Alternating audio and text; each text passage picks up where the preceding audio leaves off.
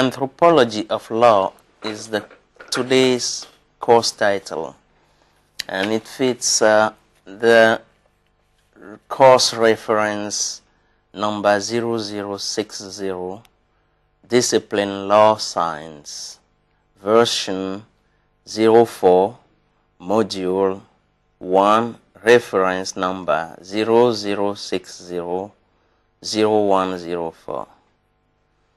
The course is divided into two parts. The first part is deal with theoretical aspect matters, theoretical underpinnings, conceptual difficulties of definition, of defining the notion of anthropology.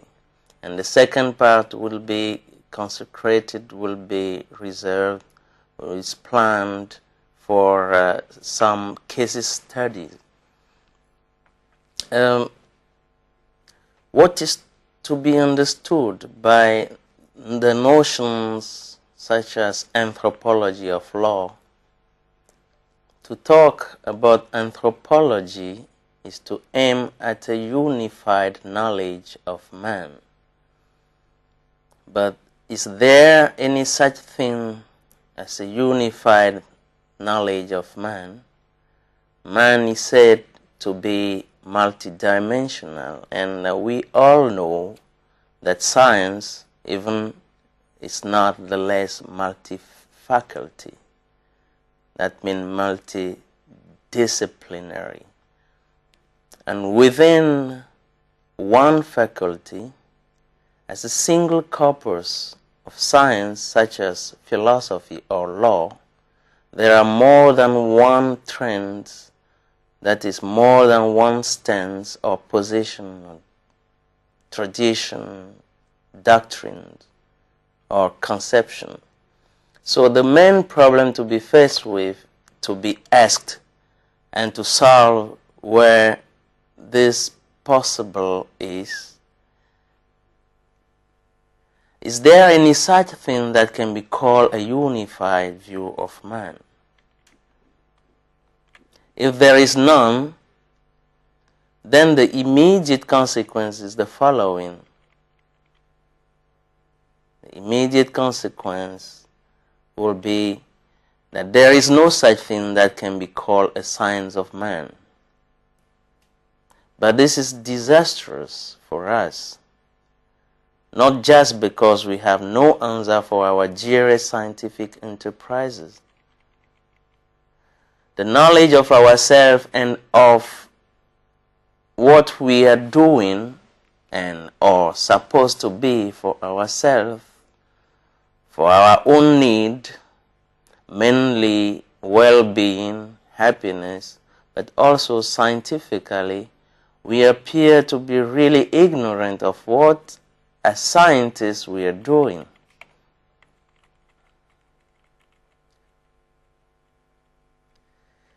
The first type of disaster may not count as really without solution, because if science does not solve the problem of our well-being and happiness, since we are forced naturally forced to search for that happiness, as Immanuel Kant said, we may be constrained to pursue it by other means. What about the second type of disaster? Just like we are under strong compulsion to naturally search for our happiness, we are also pushed by a natural instinct and curiosity to know ourselves out of the manifold things that surround us, which are not the less matter of knowledge, curiosity. What makes this second type of disaster more crushing is that we have no other way than investigating into the matter of the world, no other way than inquiring about the world and about our own selves. and where lies our benefit in doing so, is that our approach to man is an ongoing and a long-enduring process, and maybe never-ending. The knowledge of man and may be none of the human affairs, knowledge of man and maybe none of the human affairs can have absolute validity. It can only be relative. So there is a science of man, but this science is not, it's just of a relative knowledge. Object, origin, and nature of anthropology. The object of anthropology. Anthropology is etymologically is the study of the human being. Origin of anthropology. How did anthropology start? Where does it start from? Before investigating into the texture of his own nature, man has opened his unto the world he inhabits, his eyes unto the world he inhabits, the world of things surrounding him, seeing that he is quite different from it, but entirely dependent on it. One thing is sure, the pre-Socratic philosophers did not start investigating into their own nature as men. Rather, they have approached the physical universe. In this, they are essentially men of physics, searching principle, searching an arche, that means principle in Greek, that can help them explain nature. It is usually said that Socrates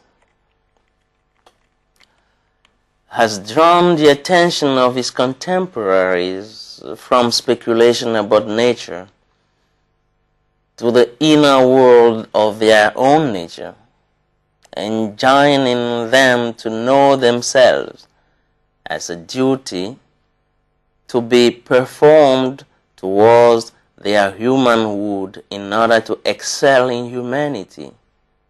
His preoccupations are essentially ethical, but the predicament of man to turn his inward eyes toward inwardness is far from being a Socratic predicament. The predicament of man to turn his inward eyes toward his inwardness is far from being a Socratic predicament. For it has existed about 3,500 years ago before Socrates. Since the Anu temple, A-N-U, temple of black Egyptian thought. In black Egypt, we have that people who are called Anu, who are the builders of the temple, the first temples there in the valley of the Nile Valley. This is well known today, but maybe not quite wholly among scholars, who for the most part and most of the time tries to deny it or doubt about it. The nature of anthropology. After the classical period and following the pre-Socratic is the 19th century and the 20th century scientific turn, which gave priority to a purely experimentally scientific anthropology. That is to the physical anthropology. This is closely related to the quest of the origin of man, to the cultural anthropology called ethnology. However, the other forms of anthropological studies, most fundamental in many aspects, cannot be neglected. Let us turn to the other forms of anthropology. We have religious anthropology, for example.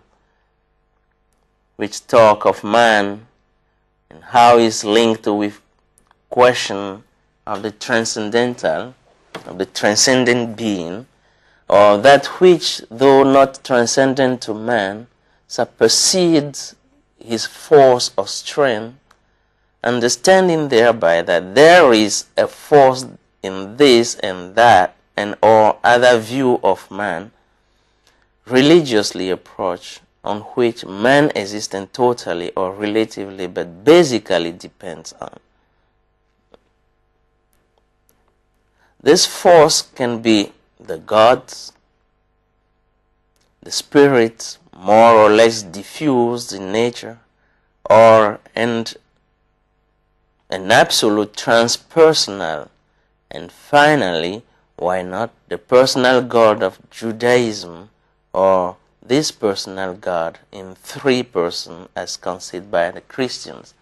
Their discourse is not without edifying impact.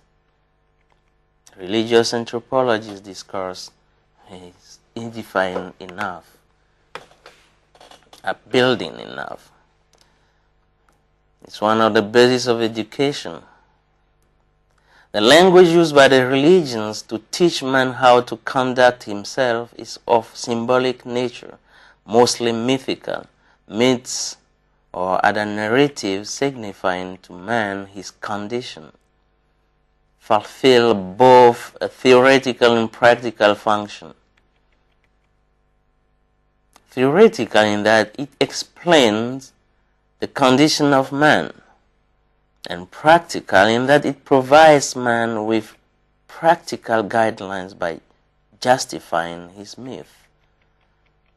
Religious anthropology has the advantage of providing an evocative language whereby the condition of man can be understood, a language which is direct and speaks to the intelligence of man via his heart. We have examples from the Gospel, the Good Samaritan. His major drawback, it is usually said, is that he cannot justify its teachings. Religious anthropologists usually say, lacking the means necessary for justifying or for his engaging in a justification process of what is teaching. And it cannot justify a teaching which lies on a mere spiritual experience, most of time millenarian. But this conception of religious anthropology is somehow parsimonial. Parsimonious. It's partial. It's not whole. It's not correct enough because of the existence and truly enlivened experience of faith. Concrete experience of faith. Even nowadays, when you talk about spiritual revival, Christian revival, which is true. So there is a true experience of faith and of a true and direct link of man to God and the Holy Ghost, which has prevailed since the dawn of Christianity, for example, and which today has a widespread testimony, the spiritual revival of the 70s, that means 1970s down to our 21st century, or the 70s or the Pentecostal era, down to our 21st century today, which is usually called by French people renouveau charismatique, beside charismatic revival. Beside, it is said in the Bible, faith is the assurance of things not perceived or observed. So the question of faith or religion is a unique experience not to be approached through the veil of our physical senses, not even through our so-called intuition, commonly held to be our higher faculty of knowledge. Faith is thus another kind of experience, not in any case to be approached scientifically. The experience of faith is an enigma, so to say. The religious language has been progressively supplied by a language which pretends to be grounded rationally, fondé en raison, as French people say. And this happened in the turn of the 5th century before Jesus Christ. Here we have another instance of the antecedents of the inner world quest of man, by man himself before the Greek era, which the experiences of the first Christian communities and around Palestine and the surrounding. And just to recall some of the sources of Christian religion will show us these antecedents.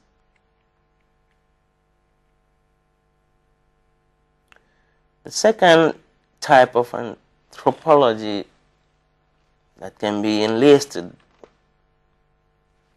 is the philosophical one.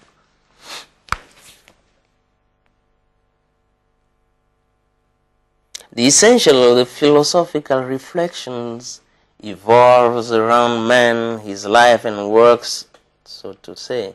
To think of the human condition, philosophy uses the medium of rationality, a rational language of a conceptual and argumentative nature. As can be seen through Socrates, philosophical language concerning man is far from being merely theoretical. Rather, it is practical on its basis and in its purports, consequences. Philosophy, known to be the quest of wisdom, seeks to know how man is to conduct himself intelligently according to his nature, as the Stoic school will have it laid down. The famous know thyself readopted by Socrates, which is originally the basic cult predicament of the Apollo sect of the Temple of Delphi, is an exhortation to lucidity, if not awakening, and the rectitude of conduct. For modern philosophers, such as Descartes, Rousseau, Sartre, man has nothing else to do if not to define himself with no other help than his own intelligence and will. Man is autonomous, Kant said, and morality resides in the law given to oneself. Humanity does not need any transcending principle or being, outer or inner, but man is perfectible. Where lies the standards of his perfectibility may be a question to the modern philosopher. Well, anyway, this is what philosophical anthropology deals with. Let's turn our mind to the scientific. Let's turn to the scientific anthropology beside the religious and the philosophical approach. Man, though a subject, a person, is also an object of scientific investigation. The scientific language is or pretend to be objective exclusively. It aims at establishing knowledge data on man, which have no other characteristic than their being based on the observation of human behavior in the order of their constitution. The different sciences which have this vocation are sociology, psychology, ethnology. These sciences came to existence only at the end of the 19th century. As constituted of one main branch, philosophy, This discipline of study of man willing to replace their mother discipline are to encounter some major epistemological difficulties which strongly limit their strictly scientific pretensions. The main difficulties are man is a free being. How is it his conduct to be accounted for without debasing him? How is man's conduct to be accounted for without debasing man, without betraying the specificity of his nature? Is it not the case that a free behavior is that which on an a priori ground predictable? It's a question to be asked, epistemological problem, to be asked the scientific, the man of science questioning on investigation on man. The second problem is a man is in becoming. Man's always changes. Man, like every minute, man is another being. Well, there may be a substrate or that which underlines the whole being and sustains the whole being, as the old philosophers say, the substratum.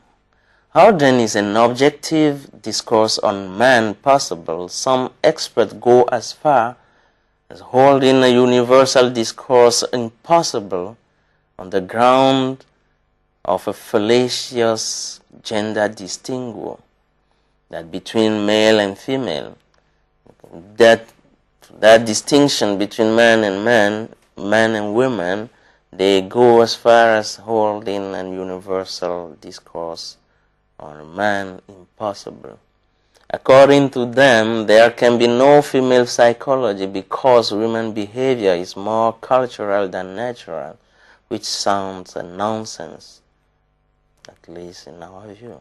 While we might agree on a difference between male and female behavior on many points, to hold a female behavior something fundamentally merely cultural is to deny the female her being a free being that is also a rational being. For example, for if man designating both the male and the female gender is free and rational, how can the female alone be reduced to a mere cultural being?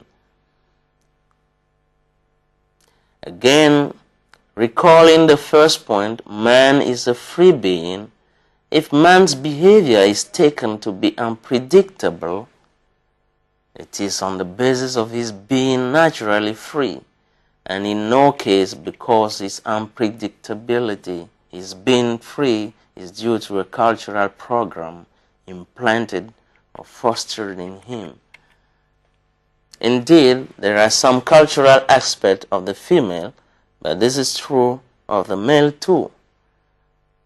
Finally, none of these aspects of man is an obstacle to a universal discourse, for at least we have freedom, will, reason, conscience as predicates, as attribute for man, both male and female. The third problem raised epistemologically in the field of scientific investigation on man is the uniqueness of the individual. Here too there are four underlying type of argument hold, for the uniqueness of the individual does not prevent from the scientific investigation of certain quantitative or quantifiable or observable data. The uniqueness of the individual does not prevent from the scientific investigation. But one should avoid the scientist fallacies, of which the two following: only that which is quantifiable is universal and universalizable. This is what we call scientist fallacies. The second is nothing unique can be an object of scientific investigation. The thing that is unique, that cannot be observed repetitively, that cannot repeat itself, as occur at least more than once, cannot be an object of scientific investigation. That the psychologist might fall in the investigation on his own woman. Psychologist can start, studying his own wife. He can make many mistakes, or himself, pretending he knows himself very well, but nothing can be said as scientific on that point. That the psychologist might fail in the investigation on his own woman does not prevent another psychologist from investigating on his colleague's woman. If I fail, I'm a psychologist, and I fail studying my own wife, there may be another psychologist or one of my colleagues may succeed in doing it. Nor can this failure be attributed to psychology as a science.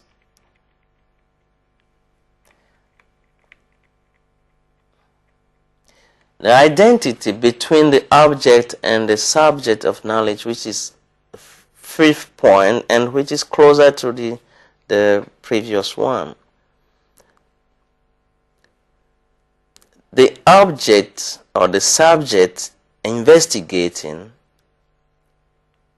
on himself is at the same time the object of investigation. So how can the subject investigate in his own nature without deforming, without changing his own nature, without laying down some positive solution, some positive aspect of his nature, forgetting about the negative ones? How is objectivity to be found in that study, in that approach of man? So the question is, how, or is there any total or absolute objectivity to expect from a man, scientist or whatever, engage in a speech about himself, scientific discourse about himself? The problem here is that the scientist is a man of his period, imbued with the ideologies of his period, a way or other. For example, sociologists or historians, East or West, who want to investigate on the causes of the Second World War or the First, may be biased in his approach. But there here seem to lie under fallacy of scientism. The criterion of scientific knowledge, objectivity, among other criteria, though a strong criterion, does not call for any absoluteness. In other words, that we need to be objective in our scientific investigation does not yet mean we can be absolutely objective, nor does it mean we should satisfy ourselves with a slack criterion, a loose objectivity. Therefore, in matters of human science, the question is that of an ongoing progress toward a better account, because perfect knowledge of man is a dream, at least. The sixth question: human science failed to give a unified account of man. This is a point alluded to in the introduction, invalidating the concept of scientific anthropology. The same conduct, our behavior, is subject to as many interpretations as the scientific standpoint from which it is observed, whether sociological, psychological, or cultural. You are greedy, the psychoanalyst is greedy. Who is greedy? He will relate it to his psychological evolution. If somebody is greedy, for example, the psychoanalyst will relate that greediness to his psychological evolution. For example, you may have stagnated on the anal stage. That's a way of explaining greediness. Or you may be psychically constipated and you recourse to food. The sociologist will explain it on the basis of your social belongings. These people that are naturally greedy compared to ours. And the ethnologists will call for the symbolic schemes of behavior and will eventually take interest in your or that greedy man's religious belief. Religious belief can push a man to be greedy, or vice versa, or at least the contrary. Anyway, partial conclusion of what has been laid down. There are questions that can be solved by science. These are questions of the how type concerning the occurrence of phenomena. However, certain questions of methodological realm condemn her to silence. These are the questions we have surveyed. We have enlisted very now, which are the trappings, the difficulties of a scientific approach to man, or of man. Besides this type of questions, methodological questions, there are those pertaining to the significance, to the giving of sense of things, on which science remains radically incompetent, like Auguste Comte and the scientists of scientism just cannot pretend having the last word to say in the field of science. Beside the scientific anthropology, we have anthropology of law. Just like the other forms of anthropology, law counts as a fundamental dimension of the human being in his intercourse with other human beings.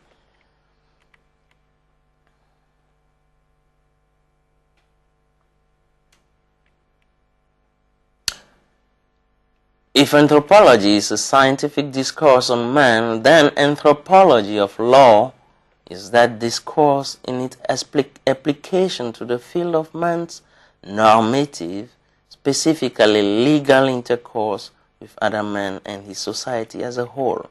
Law as religion is one of the oldest forms of regulative media among men. Its birth can scarcely be traced precisely, but we can venture saying it started with the first human families and later societies of families in their mutual intercourse or relations as with nature, environment, and so on and so forth. Law belongs to what anthropologists call culture. And culture means what man constructs, what man builds on the basis of the natural data, under whose influence someone lives. What man transforms in nature becomes a cultural thing, cultural item, a cultural data. The elaboration and the improvement of law are closely related to the operation of the complexification of language. language become more and more complex. To create, observe, or to contest the rules of law, it is necessary to be able to communicate on their subject, and thanks to them, the reason why some experts are engaged in the search of the origin of human language, it is, however, important to know that the emergence of law did not occur with the birth of language, but only its importance as an instrument of social regulation depends, or rather lead to the improvement of or elaboration and betterment of the law structure, legal societies, and legal association. The question, since we are dealing with anthropology of law, is why such science? Is there not sufficient to have religious anthropology, which in some way may be helpful to us, or more helpful than philosophical anthropology, or psychological or scientific anthropology, or let's say cultural anthropology? Or is it not sufficient to have a cultural anthropology? Why and for what purpose an anthropology of law? This is a question that may be asked. We can ask that question. At least nothing prevents a man of science to ask that question. Law has its many histories. From the Western world, it has begotten its own system of representation. As for the Ten Commandments, law has a long history, coming from far, from an entity superior, from whom it derived all its might. This is true even for Western societies. The absence of God provokes an increase in the dependence on states, endowing the state with a majestic title. Absence of God lead to overpowering society or the state as a legal institution, modern or even antique. I don't know, we'll see. Differences are denied in the name of justice and equality. Unity tends to be confined or conflated with uniformity. Differences should be said are provided or exist merely because of relations of justice, relation of equality that lies at the basis of this legal structure of society. Unity tends to be conflicted with uniformity. This is what the consequences of one of the consequences of a law or legal institution. Some mythologies attest this fact. Myth related to the Enlightenment, such as the eschatology of a society without classes. These are myths. The ideal of a similitude of all the members of the social bodies, the modern and democratic rule of an arithmetic majority, the absolute compliance or obedience of the minority, no matter its importance, and in some cases, the recourse to a fictional consensus that reality denies, in fact. As soon as he is elected, a new president, for example, a chief or a leader of a political faction during the campaign becomes the totem of all the French citizens or people, for example, or of all the Russian people, all the Togolese people, for example. Such a process, if uncontrolled, can easily lead to a totalitarian state, mythologizing of one person who becomes a president. It's a deification of that person. The cult of the personality, is very current in a third world country, Africa especially, or Togo, for example. It also inspires the less extreme experiences, such as the providential state. That mythologizing or deification of the state structure or state representative, president, for example, can lead to an extreme situation such as the providential state. The state becomes the origin and source of all that pertain to our well-being or happiness, and we await everything from the state. For what purpose then is an anthropology of law indispensable, urgent? It is just a catalogue of recipe, of formula for incompetent lawyers. Is that only? Is it just good for artistic entertainment, anthropology of law, or creative people, lovers of exotism? For what sake an anthropology of law? First of all, and for example, through an anthropology of law, the Western world can find, for example, can find models of legal institution observed elsewhere and in other periods of time within its own society.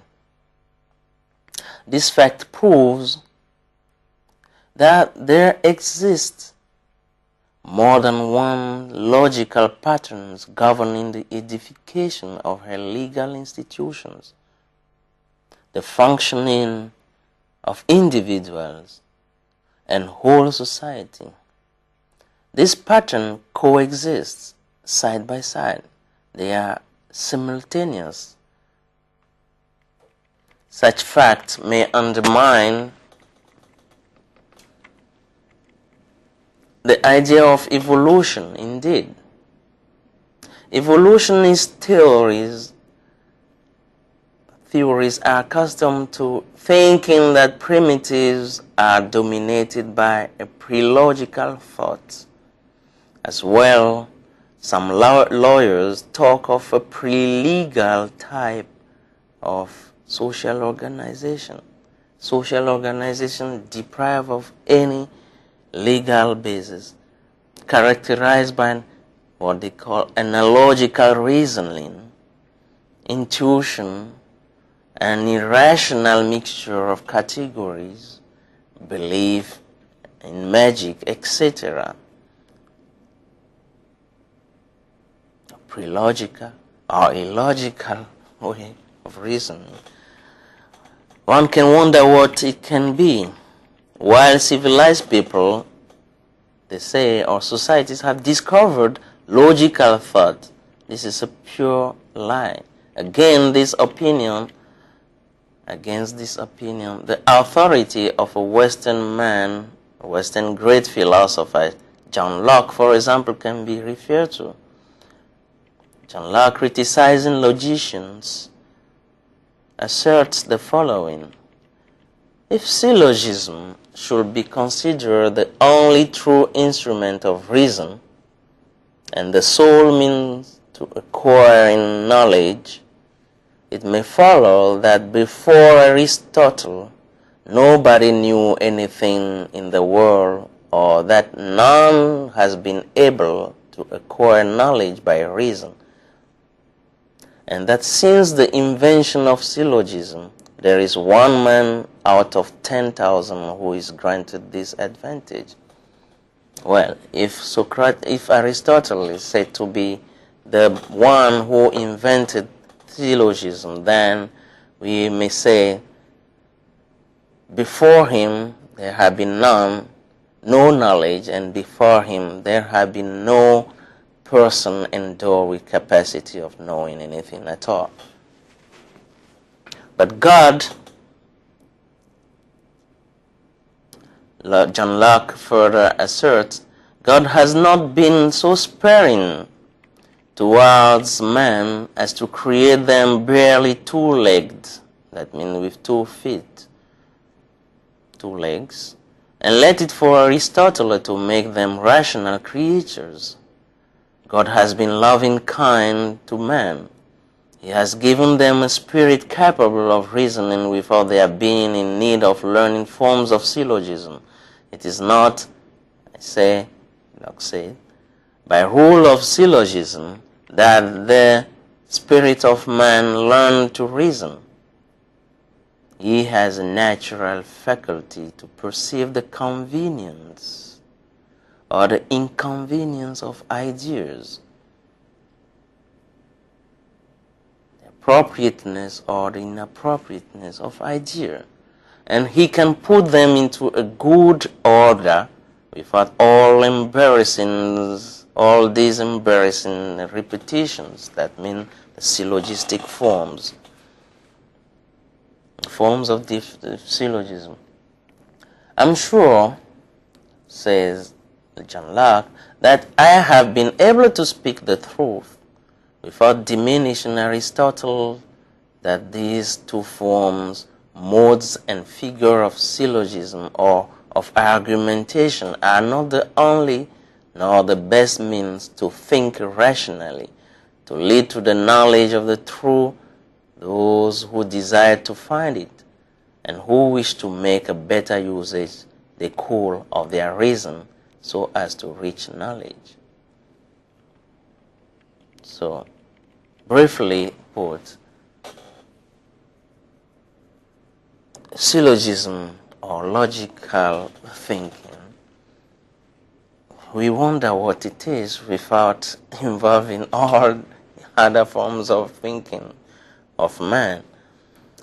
But Locke say, if we hold this, then that means before Aristotle or before the modern logician, no one has been able to think at all. Before the rise of the Western civilization, none of the previous society or civilization have been able to do anything at all. Locke's criticism seems judicious. Rationality and along with it conceptualization are faculties well shared among human beings, at least men of greater civilization than the Western have displayed greater skills of rationality and thoughtfulness before the Greek and the Romans, before the French and Germans, etc., have opened their mind and eyes in matters of rational thinking, of science and technologies, etc. Indeed, the 2 forms of thought, the primitive and the civilized, coexist in every individual as well as in any society. The Eskimo, for example, will be extremely logical in hunting the folk and the caribou, and that will not prevent him to believe that his shamans travel to the moon and to the bottom of oceans.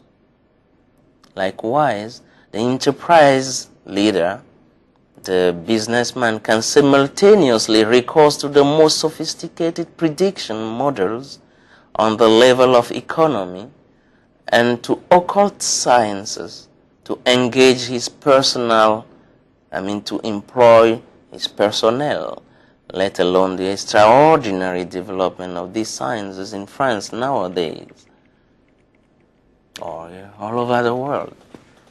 And anthropology of law finds its first utility in its descriptiveness or comprehensiveness, for it helps us better understand our own society in terms of primitive or pre-legal and legal and logical thought. We find that they coexist in our own society, in any society. So anthropology of law will help us find this.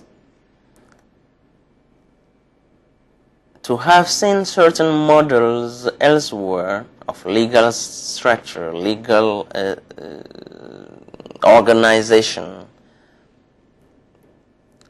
can help us to have seen these models, other models elsewhere, help us in better recognize them in our own societies. The second utility of an anthropology of law lies in its prospective nature. Differences between diverse cultural traditions become better highlighted, become clear. Of the province of right and law, a Chinese, a European, and an Iranian have quite different views. So these differences will come to light through anthropology of law. Of this fact, many businessmen beginning to have a good appreciation, and now they very often rely on anthropologists. Their view is the following: since we start being aware of the dreadful crisis that our own legal models are facing with, the fact that other societies have been able to live according to principles sometimes very far, very different from ours, but have been builders of great civilization and cultures, is rather encouraging. So said businessman today. Through anthropological knowledge, especially anthropology of law, some of the mechanisms that commonly appeal to contrary to us are rather so appalling. Those people, those societies who have no modern technology, modern structure of legal structure, they commonly appeal to contrary to us. These people are rather so appalling as to really correspond to our present needs, or their mechanism correspond to our present needs. Mediation, problem solving through mediation, social mediation, family mediation, legal or juridical pluralism, consensus reaching, decentralization, etc. These elements could contribute to the elaboration of a new type of democracy, for example, less primary, if not primitive, than the one based on the principle of an arithmetic majority. There is, however, one difficulty not to be emphasized: the condition of reception and implantation of experiences of other cultures and civilizations. Transplantations of Western juridical or legal organs in other societies always end up in serious fiasco. For example, in Africa, the question is to know if we need to transplant just to take social organization, legal mechanism of the Western hemisphere and just put it down there and try to live by. Will we advance in it or not? This is a question. Examples are there are inefficiencies of this, the lack of operationality of this mechanism in Black Africa. There are more and more brutal rejection in Muslim countries, for example. These are some examples. I mean, they are mere fact, concrete fact that should normally bring us question ourselves. People engage in governmental studies and so on and so forth, politicians and all, lawyers and so on and so forth. This fact should prompt in us cautiousness. We should be cautious. The point here is that Western society are accustomed to the leading omnipresence of state, the leading omnipresence of state and its modes of intervention. The anthropologists can suggest to manage and rearrange the institutional realm, but not to eradicate it, suppress it. While the Western society are accustomed to the leading omnipresence of the state, and other society not, this is a fact, a plain truth, or just a plain fact, concrete fact for an anthropologist. So he can suggest to political to leaders, to governmental students, or those who are in power to manage and rearrange the institutional realm, but it cannot suppress it.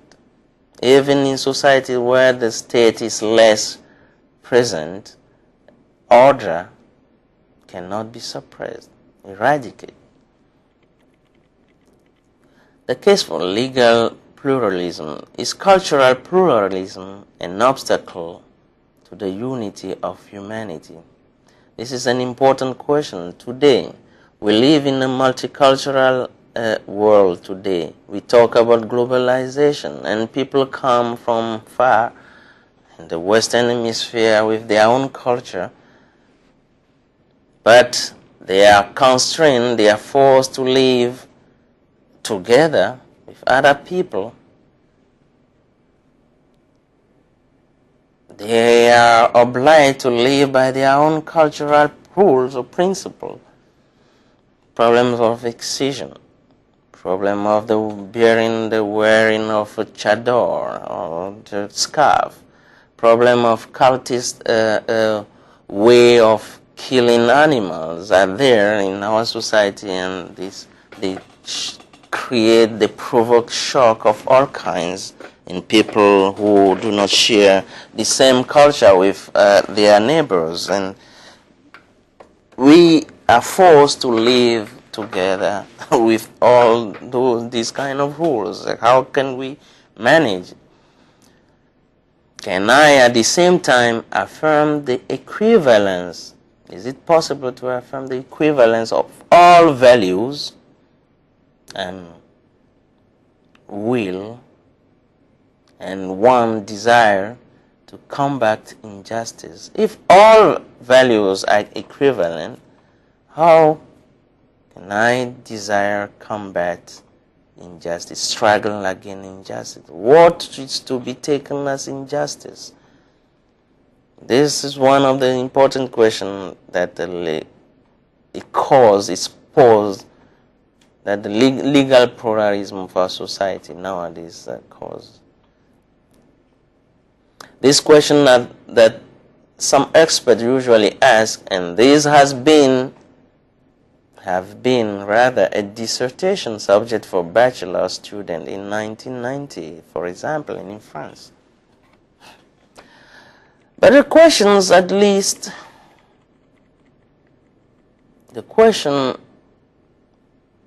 one of them The first, that means, is cultural pluralism an obstacle to the unity of humanity? This first question seems rather illogical to us, for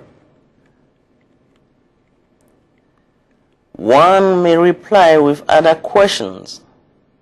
Do we need cultural pluralism? That is, precisely a normative recognition of all cultures to consider and recognize humanity as designating a basically originally unified species. Is cultural pluralism an obstacle to the unity of humanity? And our reply is this question: is cultural pluralism necessary? And cultural pluralism, precisely as a normative recognition of all cultures, do we need that to consider and recognize humanity as designating or as meaning a basically or originally unified species? Don't we need a certain basic condition, rather, a certain humanity, that it's a certain type, basis, essentials or fundamental, certain standards of values universally shared by all? To speak of cultural pluralism, what comes first? Before talking about cultural pluralism, we should at first sight recognize the unity or equivalence. Let's not say equivalence, resemblance of some values among among different cultures, different people, different nations. And is that cultural pluralism? We are not yet dealing with cultural pluralism as a normative recognition of all cultures. We just observe what people is at this place, what people at that place, what people in my home, what people in my neighbor's homeland do. Because normative recognition of our culture implies some other institutional procedures. This is what the core of my question. And the question is misleading. Is cultural pluralism an obstacle to the unity of humanity? Well, so we need a certain basic condition, certain humanity, from the standpoint of observation, mere observation to talk about cultural or to recognize the resemblance, identity, similarity of values. Humanity comes first, not cultural pluralism. Or in other words, humanity not the condition of possibility of cultural pluralism. What is called by humanity here, maybe it is not what I think. The biological and the moral, and what is called by cultural pluralism here, if it is the biological and the moral that are designated or meant by humanity, then the reply is pertinent.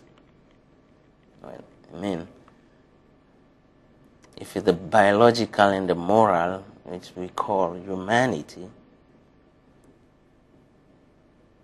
and if what we call cultural pluralism is the biological and the moral, then our reply is pertinent. Thus, we may find an identity of elements defining both humanity and cultural pluralism. And that means we do not need any structural institutional procedures or protocol to define or to recognize the unity of our humanity, the unity of human beings in all spheres existing, or hemisphere existing. Likewise, if it is that which immediately derives, so to say, from universal, the human, biological and moral, which also mean the cultural, for morality of whatsoever universal character is necessarily rooted in a given cultural soil. If it is that, if it is humanity, which immediately derives from the universal, the cultural pluralism, which immediately derived from the universal, from the human, biological and moral, which also mean cultural.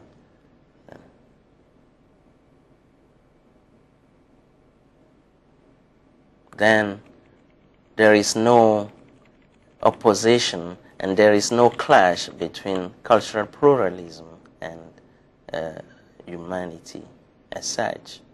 Some people will say we are too abstract reasoning this way, but one should recognize that the question itself is of an abstract character, or to be solved or to resolve concrete problem. If so, then we have no other way to tackle it than by questioning the abstract notions. First point to make here is the following: all axiological or all value strata, all axiological or all value equivalence implies difference of values. To talk about equivalence of value implies difference of value and rules out universality. To talk about equivalence of value implies difference of value, and this difference of value prevents us from talking about universality. Or the reverse, universality with universality, or universality, axiological universality, the sharing of the same values by all members of the human species exclude all theses or the validity of all axiological equivalence or difference. The second point follows.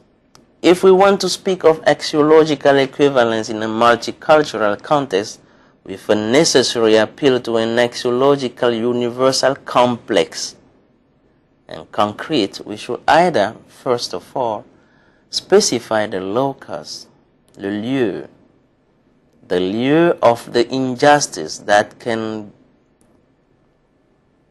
be committed, or second, we should either note that there is no place at all for any injustice in the context of a sound axiological equivalence.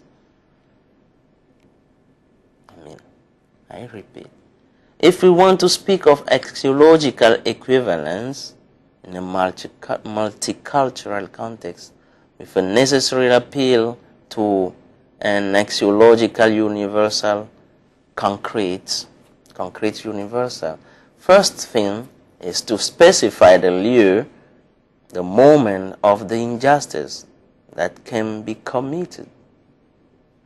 We should determine what kind of injustice people can commit. If we want to talk about axiological equivalence, and within a multicultural context,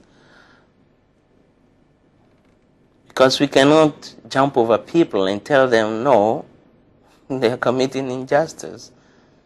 We have to show that their value, rather show that their value has nothing unjust. what they are committing is not unjust. Just like ours is not unjust, our own value. Or second, we should agree that there is no place at all for any injustice in the context of a sound axiological equivalence. The first is to determine the injustice that people, or at least a certain kind of actions, and qualify them as injustice or unjust acts. The second is, well, we should agree just broadly that there is no place at all for any injustice in that context, since axiological equivalence means the acceptance of all values as of equal worth or weight. For example, killing by self-justice as equal to absolute forgiveness. Is there any logic in him? Killing by self-justice as an act equal to absolute forgiveness. In the first case, that is, when we are engaged in specifying the lieu of the injustice, what kind of actions are unjust or just, we will face situations like that of, first, a wrong application of the rule of law shared by all.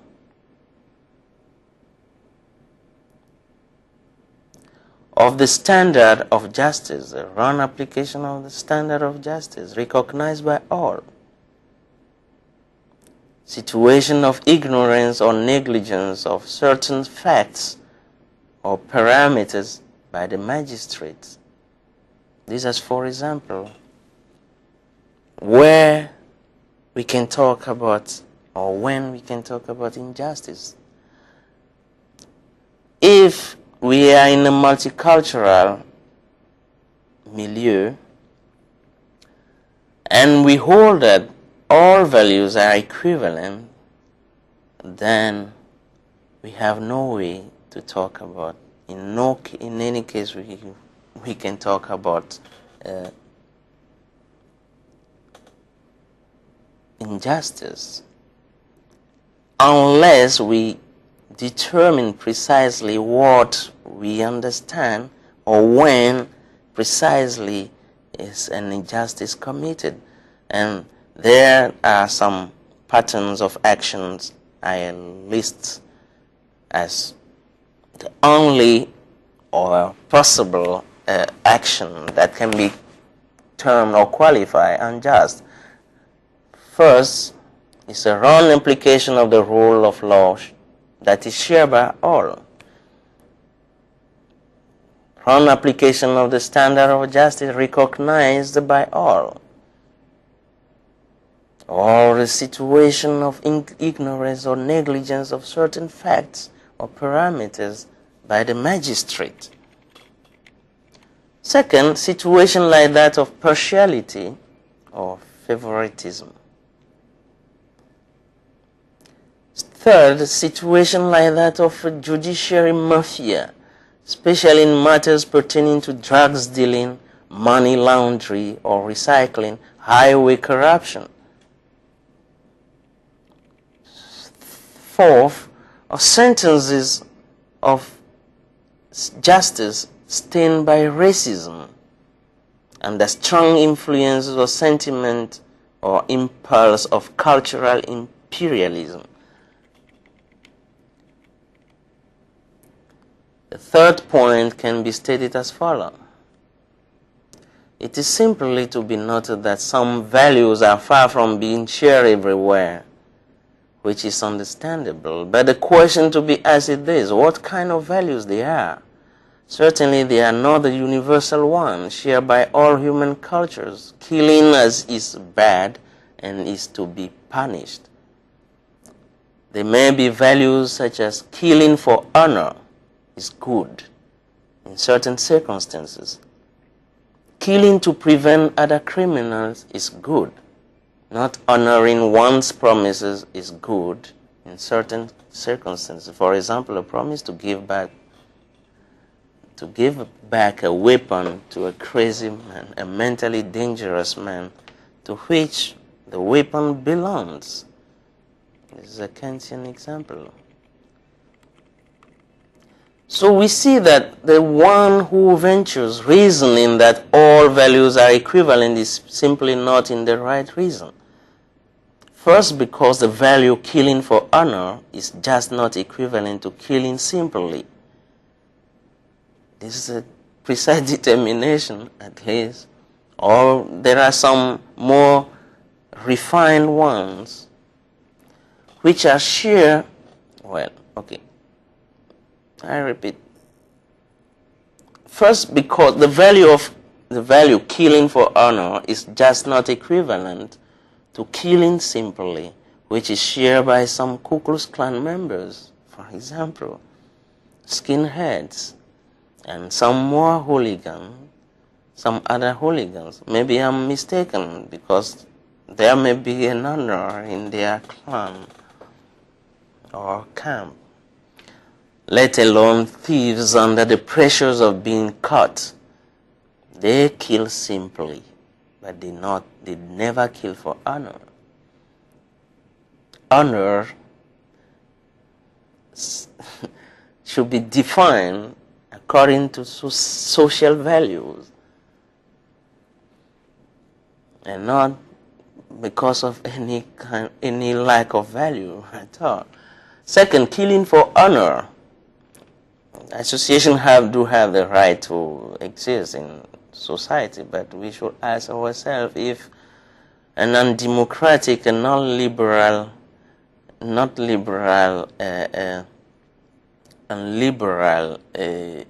association deserve existing in liberal society. If liberal, I should encourage them to live, if they should entertain them. Second, killing for honor is not shared by all members of the human species. Christians, for example, abhor these values, or value of this kind, and other cultures as well, like the ancient Egyptian, and Socrates propounded the two. Krishnamurti is in the rank, the Dalai Lama spread it around. Killing for honor is not shared by all members of our society. Other instances, economic values is robbing the poor, misgoverning, maladministrating public good, giving way to non-transparency and corruption on the state level, or multinational private enterprises and nations or people intercourse for the purpose of promoting economic growth or development. Is that equivalent to good governance as such? It does not seem to be the case. So what sorts of value are equivalent when talking about injustice precisely?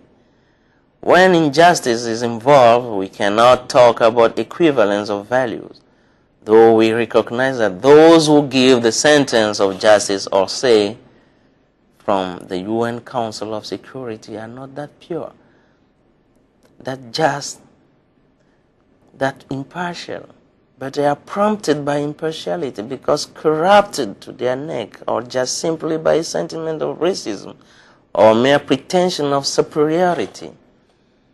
The basic premise of the one who reasons asserting the equivalence of all values is just not true. This premise falls, and since an argument based on false premise can never be valid or just, therefore, the conclusion of the argument or reason is false too.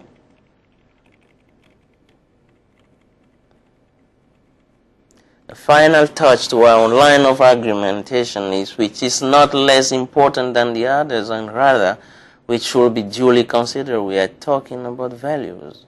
Is robbing to support one's family a value? Is the spoliation of other countries' goods for the purpose of promoting the well-being of one's own citizens a value?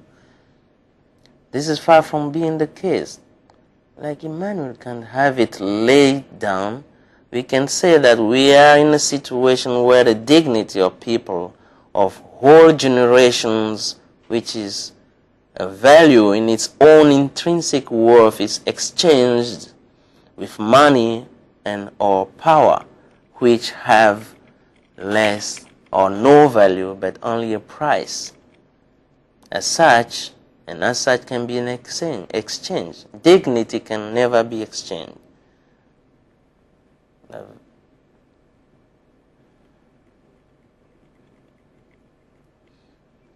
Money can let itself to such operation. And we are in such a situation that money which has only no value in its own, which can be exchanged duly because it only has a price, since it is exchanged with something of a more worth, it is diminished of its own weight down to nothing. Dignity, however, can say, has no price. It is the value in itself. Or to conclude from our approach, first, that we do deny that cultural pluralism is a threat to the unity of humanity. We do deny that cultural pluralism is a threat to the unity of humanity. Second, that asserting the equivalence of all values is false. Third, that admitting of an equivalence of values, that means only of some values,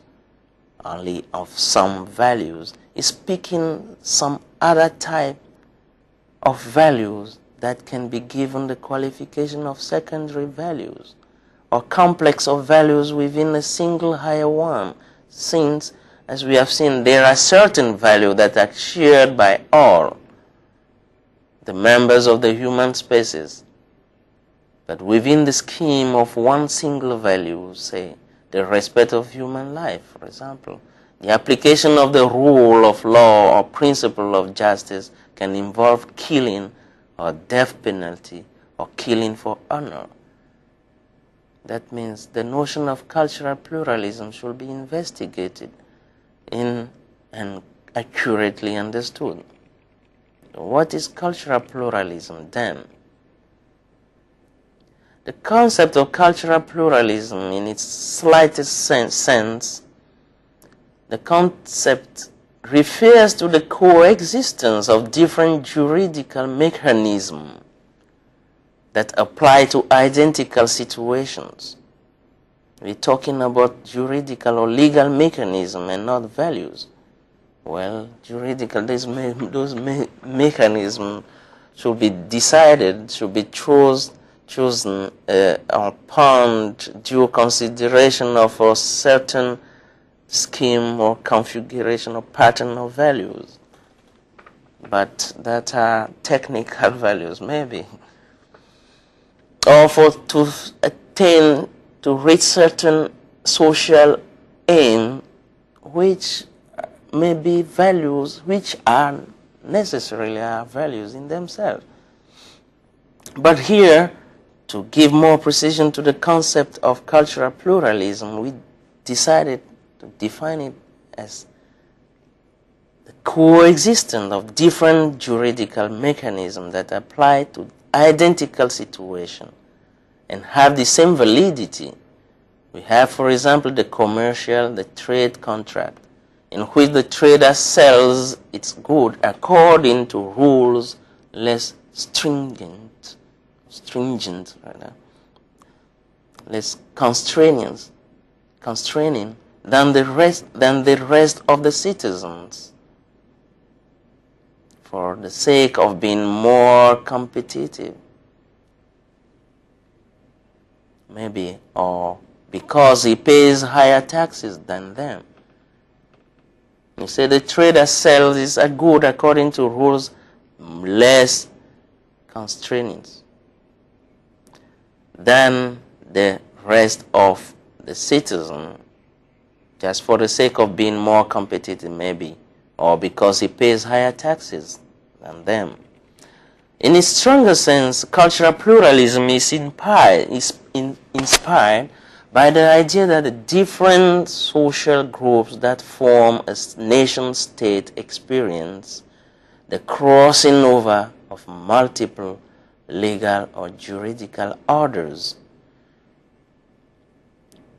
The different social groups, associations that form a nation state experience the crossing over of multiple legal or juridical orders. The state system of law or state law, but also an informal system of law produced by other groups.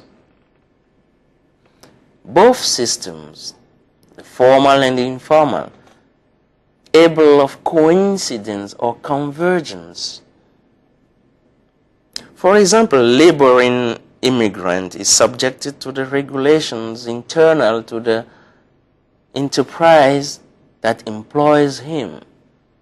He makes use of the state law pertaining to social security's regulation applicable to his condition, and from which he gets diverse allocations. He distributes these allocations in his family according to criteria eventually customary or traditional, different from criteria in force in French law, namely condition of the female. Consequently, it should be more appropriate to speak of pluralism of legal or juridical mechanism than of juridical pluralism. There lies the nuance. We should rather talk of pluralism of legal mechanism or juridical mechanism instead of juridical pluralism or legal pluralism. Just simply. For the first concept implies the coexistence and the convergence of multiple orders of legal mechanism. The stronger sense of the concept can generate many conflicts. Cultural or traditional laws, say of excision, the raveling of minor children from parental authority, exerted by some sects, drug dealers' compact, which are all contrary to what is defined by the state law as public. Again, canon law, for example, still prohibits divorce, but state law decriminalized it since 1984 in France. The first prohibits abortion. The canon law prohibits abortion. The second depenalizes it since 1975.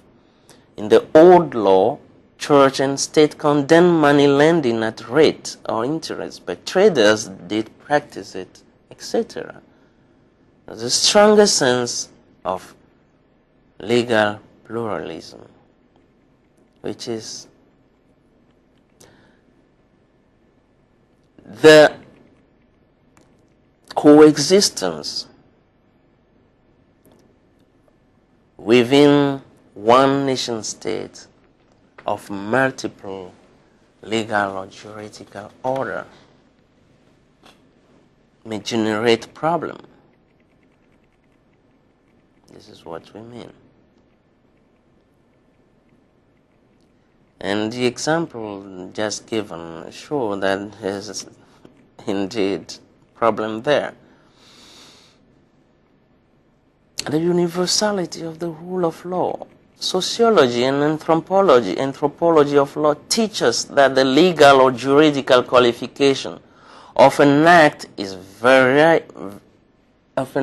variable within one and single society. For example, the prohibition of smoking in the metro proceeds from the rule of law, but somewhere else it is a rule or law of social convenience, respect, or politeness, or more accurately put, a principle of hygiene.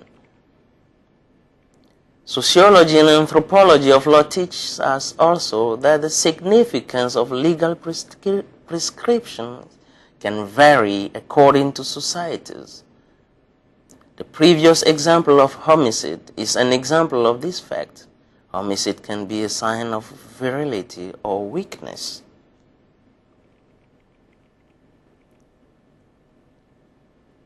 Here we should pause for a remark. Whether we share the thesis of humanity springing from one genealogical tree root or not, cultural pluralism is a fact undeniable. Likewise, since no society can survive in time unless it has set up public rules to regulate its own functioning, it is to be admitted that legal pluralism is not a historical truth to be confirmed and allowed by a legal institution of whatever kind. Legal pluralism is in itself a legal institutional fact to be regulated only within and by one mainstream legal institution. Is there. It is there. So legal pluralism is there just as humanity is there. Legal pluralism should be regulated, and there will follow the improvement of humanity. Thus, there is a certain fallacy from the Western societies nowadays to propound the principle of cultural pluralism as a fact to be admitted on the basis of Western tradition of law, since cultural pluralism is there since the origin or the multiplication or the multiplication of human members of humanity, since the multiplication of families, societies. Cultural pluralism is there. So it is a fallacy from the Western societies to propound principles of cultural pluralism as a fact to be admitted on the basis, merely on the basis of Western tradition of law. Modernity as an invention coming from Western legal tradition on the one hand, and on the other hand, it is a tangible sign of Western cultural and legal imperialism and incoherence as well to deny that very legal pluralism that should ensue from the basic cultural pluralism of humanity, a cultural pluralism that is no obstacle to the basic universalism or universality that underlines the original axiological system of human society.